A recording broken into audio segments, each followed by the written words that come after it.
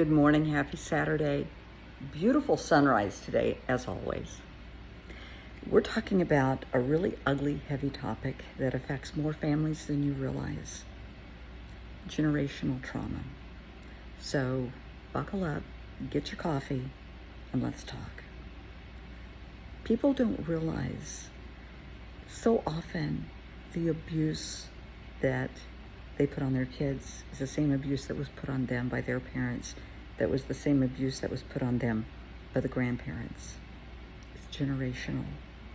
I can't tell you how many times I hear, well, that's how I was raised, and that's how I'm going to raise my kids. Honey, that doesn't make it right. It just makes it generational. Just because your great-grandparents physically, mentally, emotionally, psychologically, and sexually abused your grandparent does not give the grandparent the right to do that to your parent. It doesn't give your parent the right to do that to you. And it sure as hell does not give you the right to do that to your child. These are learned behaviors.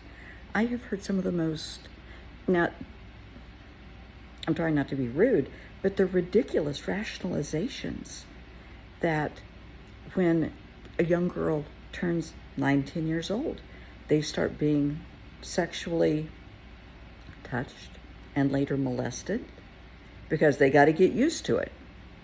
No, they don't. They're children. Leave them alone. That's not normal. That when Uncle so-and-so or Aunt so-and-so gets drunk, well, you know what they're going to do. They're going to start messing with the kids. They just as well get used to it. No, they don't have to get used to that. Just because somebody, breaks a coffee cup does not give someone the right to beat them to a pulp. Just because somebody feeds the dog a scrap of bread, a piece of gristle, does not give somebody the right to whip them. And when I say whip them, I mean with the buckle end of a belt. That's generational abuse. Because in their mind, that's how they were raised, that's how their parents were raised, and this is how you do it. No, it isn't, sweetheart. These are learned behaviors, or toxic, dangerous behaviors, and people end up dead. Children end up being beaten to death, dying of injuries. And by that same token, kids get pissed off. Kids will find the gun, they'll find something, and they'll take out that parent. They'll take out the grandparent. They will take out their abuser. And while people will say they had it coming, that doesn't, I'm more worried about that child's mind. And whoever did this is going to end up in jail. But let's think about the long-suffering consequences of their soul and their mind. They had to endure, maybe you had to endure years of horrible verbal abuse, being told, well, let's just say very unpleasant things, well beyond, you're dumb, you're stupid, you're ugly, you're not worth anything, nobody's ever going to want you. I have heard stories from victims and from the parent that was the abuser who admit to more or less prostituting their children to make ends meet. Well, that's what their parent did, so that's what they do.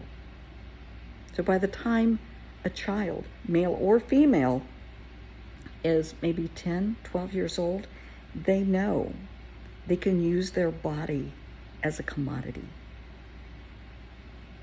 That's a learned behavior. You taught them that their body isn't worth anything more than a tool to get what they want. That's awful.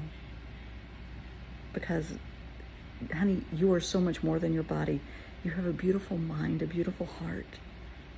I want you to have an education, to have a good job. If you want to go to college, be a doctor, be a nurse, be a teacher, whatever you want to do. You don't have to go down that path.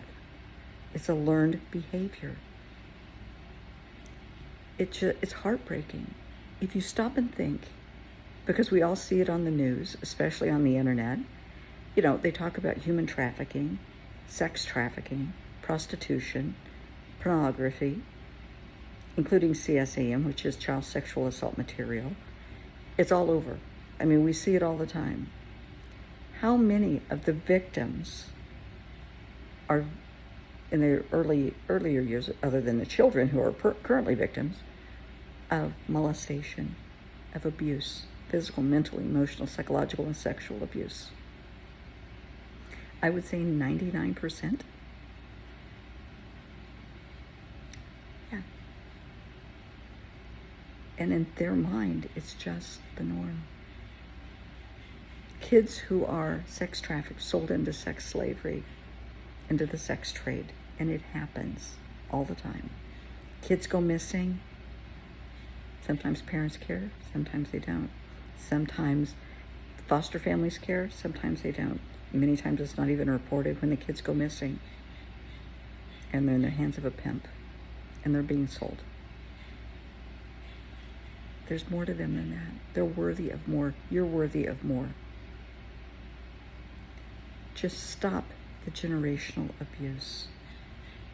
I talked in the past, the past 2 or 3, I guess since I've come to Arizona, I haven't worked with any dancers, any strippers or anything. I did in St. Louis, and I did before I lived in St. Louis. I talked to a lot.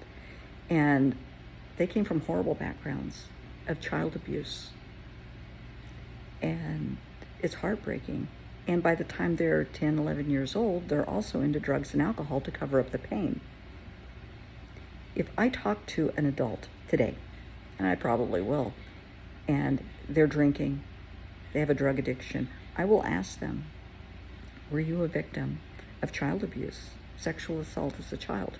They'll probably say yes, and they started drinking and doing drugs to cover up the pain, to cover up the trauma. And just to make it clear, kids going through this suffer with PTSD and complex PTSD. This messes with your mind. It messes with your self-esteem. When someone is forced into sexual acts, they're beaten on a continual basis. That's a trauma. That's a core wound. That core wound, a core wound, is any emotional traumatic experience that literally affects the core of your being. That's a core wound. When an infant is sexually abused or beaten, core wound.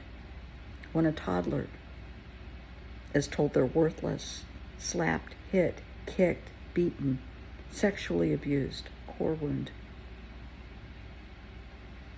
And so when that continues, they're going to probably start drinking and doing drugs to cover up the pain, because they don't feel worthy of anything else other than abuse. And sweetheart, I am here to tell you, you are worthy of more. You're worthy of kindness and love and respect and education, a life of safety and happiness. And I want you to get the help to make it happen. First, you have to realize and I want you to listen to my words, you were, past tense, a victim. Today, you're deciding to break that cycle. We're not going to do that anymore. Today's the day. We're not going to hit our kids. We're not going to molest our kids. We're not going to scream and yell at our kids. We're not going to abuse our kids. As soon as you make that decision, you become a survivor. It's that easy. It's a tough decision to make, but it's learned behaviors. You can learn to do better. That's not the norm. That's not how most families are raised. Maybe where you grew up, it was, because your parents allowed that to be your norm, because that was their norm. You deserve better. Honey, they deserved better. I'm sorry they went through that, and I am so sorry you went through that, but let's make the change today. Let's break the cycle. When you start getting mad, and you usually reach for the belt, you usually reach for whatever, you ball up your fist, whatever it is you do, stop. Stop. And tell yourself, I deserve better, my child deserves better. And walk away. Till you calm down, walk away. And then you sit down with the child and you discuss what happened. You know you're not supposed to do this. Don't do it again. I'm trying to do better. I don't want to behave the way I have behaved. Admit it, make the change. If you need coaching on this, I'm here. There are coaches, therapists all over the world to help you through this. Just waiting to help you. You've got this. Make the choice. Make the change. Break the cycle. Because, honey, you're worthy. Your kids are worthy. I promise.